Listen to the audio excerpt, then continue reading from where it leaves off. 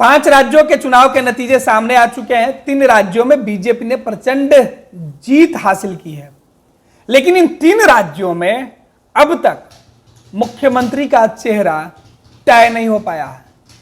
तेलंगाना में भी कांग्रेस के पास फिलहाल कोई चेहरा नहीं है, हालांकि तेलंगाना में तस्वीरें लगभग साफ है, लेकिन बीजेपी में इस बात को लेकर चुनाव जीतने के बाद से मंथन चल रहा है कि कौन बनेगा मुख्यमंत्री। हर जगह उम्मीदवारों की संख्या 5 से ज्यादा है। मध्य प्रदेश और राजस्थान में तो इतने उम्मीदवार हैं जितने विधानसभा के सीट भी नहीं थे, लेकिन सबसे ज्यादा जिन नामों की चर्चा चल रही है वो ये है कि क्या चाचा भतीजा कौन बनेगा। इन 3 राज्यों में बीजेपी के मुख्यमंत्री का चेहरा, इन राज्यों के अंदर राजस्थान में जो लड़ाई है कई नामों के बीच चल रही है। राजस्थान में अशोक गहलोत कांग्रेस के मुख्यमंत्री थे, उनके बाद अब अगला मुख्यमंत्री कौन होगा। कांग्रेस बुरी तरीके से हार गई है, अशोक गहलोत ने अपना इस्तीफा दे दिया और अब बीजेपी के अंदर मंथन चल रहा है। दिल्ली से नेताओं की टीम तीनों ही राज्यों में भेजी जा चुकी है स्थिति को देखने के लिए। और आपको बता देते हैं कि सोशल मीडिया पर ट्रेंड क्या है। सोशल मीडिया पर अब राजस्थान के सीएम, मध्य प्रदेश का सीएम, छत्तीसगढ़ के सीएम के नामों की चर्चा चल रही है। 2-2 फोटो, 3-3 फोटो लगाए जा रहे हैं और पूछा जा रहा है कि मित्रों आप बताइए राजस्थान में मुख्यमंत्री किसे देखना चाहते हैं, अपनी राय दें, योगी बालकनाथ या वसुंधरा राजे। इसी प्रकार से राजस्थान के अंदर की भी चर्चा चल रही है। आपको बता दें कि सबसे ज्यादा जो कंडीशन है वो राजस्थान और मध्य प्रदेश के अंदर है। हर जगह पर चर्चा यही है कि कौन बनेगा मुख्यमंत्री। राजस्थान के अंदर जो चर्चा है, जिस तरीके के नामों की चर्चा है, उसमें दावेदारों की जो लिस्ट है वो काफी ज्यादा निकल गई है। लेकिन इन सबके बीच अब नरेंद्र मोदी, अमित शाह को तय करना है कि आखिरकार किनके चेहरे पर दाव लगाया जाए। 5 साल किसके ऊपर मोदी की गारंटी वाली मुहर लगाई जाए। दरअसल इन 3 राज्यों में बीजेपी के जो वोटर हैं, जो सपोर्टर हैं, उनको जनता ने साथ दिया है। राजस्थान की जनता ने, मध्य प्रदेश की जनता ने, छत्तीसगढ़ की जनता ने अपना मत नरेंद्र मोदी को दे दिया है, बीजेपी को दे दिया है। नरेंद्र मोदी के किए गए वादे, नरेंद्र मोदी के किए गए भरोसे, दिलाए गए जो भरोसा था, दिखाए गए जो सपने थे, उम्मीदें जो दिखाई थी नरेंद्र मोदी ने, उस पर लोगों ने वोट कर दिया। नरेंद्र मोदी ने कहा कि जो मोदी की गारंटी है, अब उस गारंटी वाले चेहरे की चर्चा हो रही है कि राजस्थान में कौन बनेगा मोदी का गारंटी।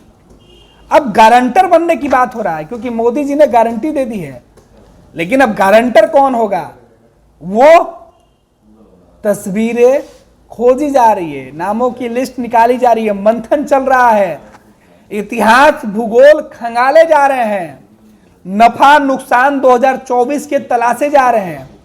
यह भी तय है कि जो चेहरे इस बार मुख्यमंत्री के रेस में आएंगे उनमें सबसे ज्यादा जो चेहरा होगा वो 2024 को फायदा पहुंचाने वाले चेहरे पर दाव लगाए जाएंगे। कई चेहरे हैं जो राजस्थान में मुख्यमंत्री बनने के प्रबल दावेदार हैं। वसुंधरा राजे पहले से ही, लेकिन योगी बालकनाथ के फ्रेम में आने के बाद चर्चा ज्यादा हो रहा है।